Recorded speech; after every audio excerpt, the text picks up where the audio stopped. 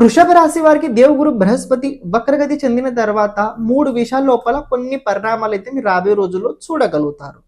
మొదటిది ఏంటంటే పూర్వం ఎవరికైతే సంతానం కాలేదో సంతాన యోగం అయితే కనపడుతుంది. రెండో విషయం ఏంటంటే పైతృక్ సంపత్తి అంటే ఫ్యామిలీ ఎస్టేట్ కావచ్చు, లేకపోతే మీ పూర్వీకులు ఏదైనా ఎస్టేట్ కనుక రావాల్సింది మీకు కనుక ఏదైనా ఉన్నట్లయితే అటుపక్క నుంచి కొన్ని పాజిటివ్ మీరు చూడగలుగుతాడు.